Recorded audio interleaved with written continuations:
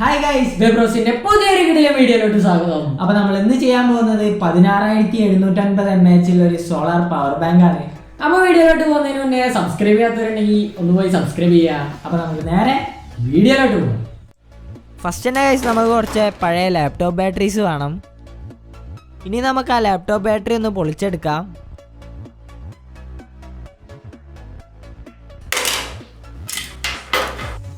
അപ്പോൾ ആ ബാറ്ററി പൊളിച്ചെടുക്കുമ്പോൾ നമുക്ക് കുറച്ച് സെൽസ് കാണാം. ഇനി നമുക്ക് ഓരോ സെൽസും ഓരോന്നോരോന്നാക്കി എടുക്കണം.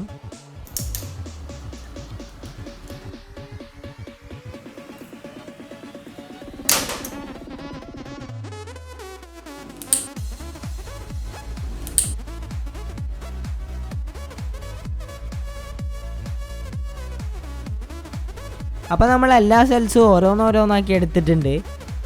ഇനി നമുക്ക് ഈ സെൽസ് ഒന്ന് വോൾട്ടേജ് നോക്കി സോർട്ട് ചെയ്തെടുക്കാം. മൾട്ടിമീറ്റർ വെച്ച് നോക്കുമ്പോൾ 3 വോൾട്ടിൻ്റെ താഴെ വരുന്ന സെൽസൊക്കെ ഡെഡ് സെൽസാണ്. അപ്പോൾ അങ്ങനെ വരുന്ന സെൽസൊക്കെ ഒന്ന് നമുക്ക് ഒഴിവാക്കാം.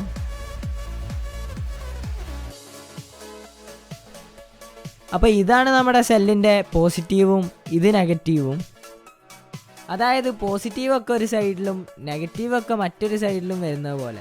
ഇനി നമുക്ക് എല്ലാ സെൽസും ഗ്ലൂ ഗൺ വെച്ച് ഒട്ടിച്ചെടുക്കാം.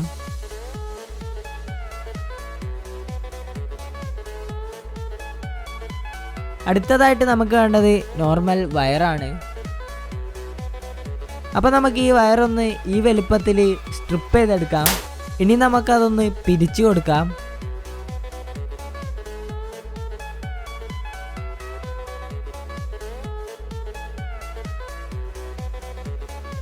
അപ്പോൾ നമുക്ക് ഈ വയറിൻ്റെ നീളം ഏകദേശം ഇത്ര മതിയാവും. ഇനി നമുക്കതൊന്ന് കട്ട് ചെയ്തെടുക്കാം. എന്നിട്ട് ഈ വയറൊന്ന് സ്ട്രിപ്പ് ചെയ്തെടുക്കാം. അപ്പോൾ ഇതുപോലത്തെ 2 വയർ നമുക്ക് വേണം.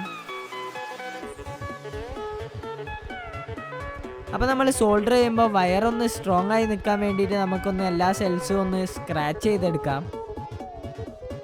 ഇനി നമുക്ക് ആ വയറൊന്ന് സെല്ലിൻ്റെ പോസിറ്റീവ് ടെർമിനലിൽ സോൾഡർ ചെയ്തെടുക്കാം.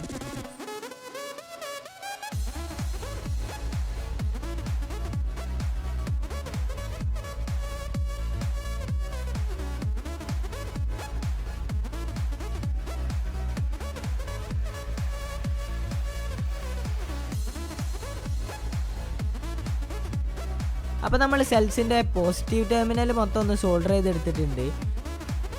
അതുപോലെ നമുക്ക് നെഗറ്റീവ് ടെർമിനൽ ഒന്ന് സോൾഡർ ചെയ്തെടുക്കണം. അടുത്തതായിട്ട് നമുക്ക് വേണ്ടത് ഒരു പവർ ബാങ്ക് മൊഡ്യൂളാണ്. അപ്പോൾ ഇതാണ് ഇതിൻ്റെ ഡിസ്പ്ലേ. പിന്നെ 2 USB പോർട്ടും ഒരു ചാർജിങ് പോർട്ടും വരുന്നുണ്ട്. പിന്നെ ഒരു സൈഡിൽ LED-യും മറ്റേ സൈഡിൽ ഒരു ഓൺ ഓഫ് സ്വിച്ചും വരുന്നുണ്ട്. അപ്പോൾ ബാറ്ററിയുടെ പോസിറ്റീവ് ടെർമിനലിൽ നിന്ന് വരുന്ന വയർ പവർ ബാങ്ക് മൊഡ്യൂളിൻ്റെ പോസിറ്റീവിലേക്കും ബാറ്ററിയുടെ നെഗറ്റീവ് ടെർമിനലിൽ നിന്ന് വരുന്ന വയർ പവർ ബാങ്ക് മൊഡ്യൂളിൻ്റെ നെഗറ്റീവിലേക്കും സോൾഡർ ചെയ്ത് വെക്കാം.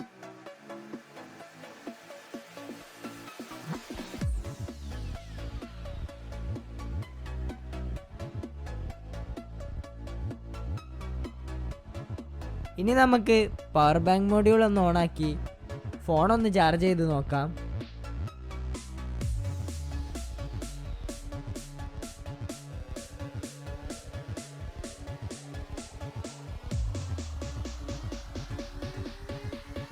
അപ്പോൾ ഫോൺ ചാർജ് ആവുന്നുണ്ട്. ഇനി നമുക്ക് പവർ ബാങ്ക് മൊഡ്യൂൾ ഒന്ന് ഓഫ് ചെയ്ത് നോക്കാം. അപ്പോൾ ചാർജിങ് സ്റ്റോപ്പായി. അപ്പോൾ നമ്മുടെ സോളാർ പവർ ബാങ്ക് ഏകദേശം സെറ്റായി. ബാക്കി നമുക്ക് ദേവജ് കാട്ടിത്തരും. പിന്നെ നമുക്ക് വേണ്ടത് ഒരു സ്റ്റെപ്പ് ഡൗൺ മൊഡ്യൂളാണ്.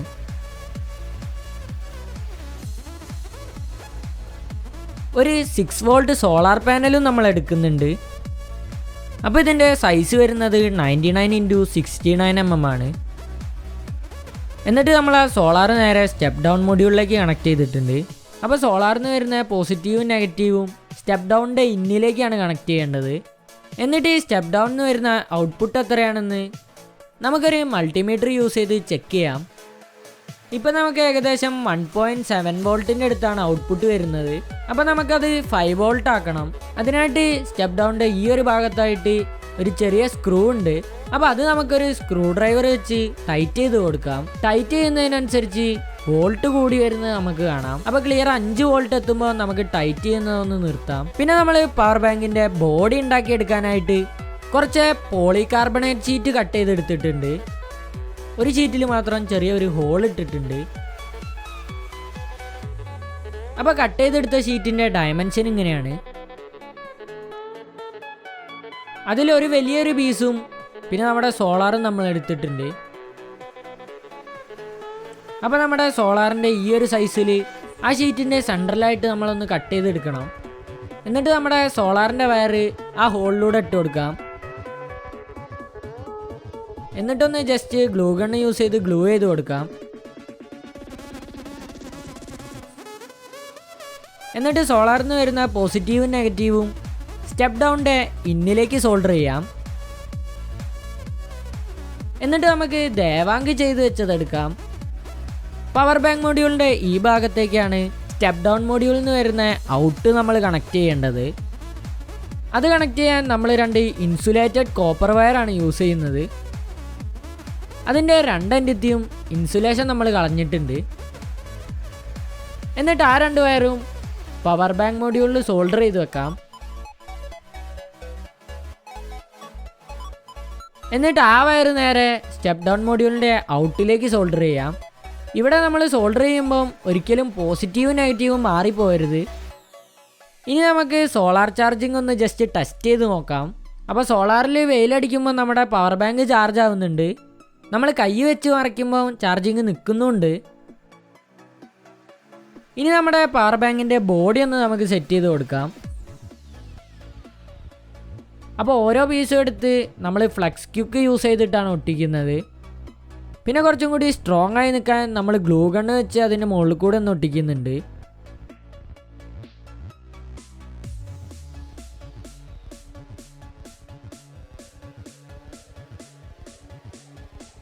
അപ്പോൾ നമുക്ക് ഈ പവർ ബാങ്ക് മൊഡ്യൂൾ ഇവിടേക്കൊന്ന് കയറ്റി വെച്ച് ഗ്ലൂ ചെയ്ത് കൊടുക്കാം. പിന്നെ നമ്മളൊരു ചെറിയ കാർഡ്ബോർഡ് പീസ് എടുക്കുന്നുണ്ട്. അത് ഈ സ്റ്റെപ്പ് ഡൗൺ മൊഡ്യൂൾ ഇതിൻ്റെ അകത്തേക്ക് വെക്കുമ്പം പവർ ബാങ്ക് മൊഡ്യൂളുമായിട്ട് ഷോർട്ട് ആവാതെ ഇരിക്കാനാണ്. അപ്പോൾ നമുക്ക് ആ കാർഡ്ബോർഡ് പീസ് ഒന്ന് സ്റ്റെപ്പ് ഡൗൺ മൊഡ്യൂളിൻ്റെ മുകളിലൊന്ന് ഒട്ടിച്ചു കൊടുക്കാം.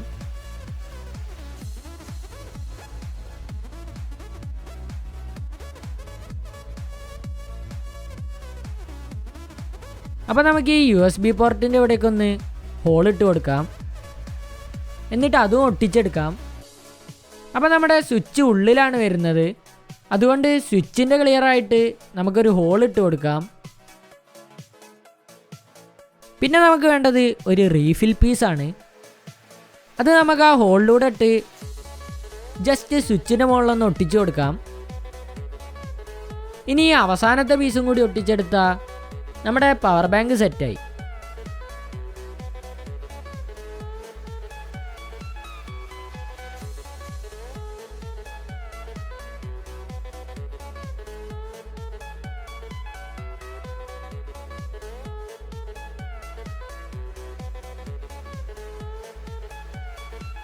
ഇനി നമ്മുടെ പവർ ബാങ്ക് ഒന്ന് ചാർജ് ചെയ്ത് നോക്കാം. ചാർജ് ചെയ്യുമ്പോൾ ഡിസ്പ്ലേയിൽ ഇന്നിന്ന് ബ്ലിങ്ക് ചെയ്യുന്നത് നമുക്ക് കാണാം. പിന്നെ 55% നമ്മുടെ പവർ ബാങ്കിൽ ഇപ്പോഴുള്ള ചാർജാണ്. അപ്പോൾ സൈഡിലുള്ള LED ഓണാക്കാനും ഓഫാക്കാനും നമ്മുടെ സ്വിച്ച് ഡബിൾ ടാപ്പ് ചെയ്താൽ മതി. ഇനി നമ്മുടെ പവർ ബാങ്ക് യൂസ് ചെയ്ത് മൊബൈലൊന്ന് ചാർജ് ചെയ്ത് നോക്കാം. അപ്പോൾ നമ്മുടെ ഫോൺ ചാർജ് ആവുന്നുണ്ട്. ഇനി നമുക്ക് പവർ ബാങ്ക് ഓഫ് ചെയ്ത് നോക്കാം. അപ്പോൾ നമ്മുടെ ചാർജിങ് നിന്നിട്ടുണ്ട്. ഇപ്പോൾ നമ്മൾ ഫോൺ 2 ആംപിയറിലാണ് ചാർജ് ചെയ്യുന്നത്. അതുകൊണ്ട് ഡിസ്പ്ലേയിൽ നമുക്ക് കാണാം 5 വോൾട്ട് 2.1 ആംപിയർ ഔട്ട്. ഇനി നമുക്ക് ഈ USB പോർട്ട് ഒന്ന് മാറ്റി കുത്താം. നമ്മുടെ പവർ ബാങ്കിൽ 2 USB പോർട്ട് വരുന്നുണ്ട്. അതിലൊന്ന് 1 ആംപിയറും ഒന്ന് 2 ആംപിയറും ആണ് ഔട്ട് വരുന്നത്. ഇപ്പോൾ നമ്മുടെ ചാർജിങ് നടക്കുന്നത് 5 വോൾട്ട് 1 ആംപിയറിലാണ്. അപ്പോൾ നമ്മുടെ ഈ പവർ ബാങ്ക് ഡെയിലി ലൈഫിൽ എന്തായാലും നമുക്ക് ഉപകാരപ്പെടും. അതുകൊണ്ട് പറ്റുന്നവരൊക്കെ വീട്ടിൽ എന്തായാലും ട്രൈ ചെയ്ത് നോക്കുക.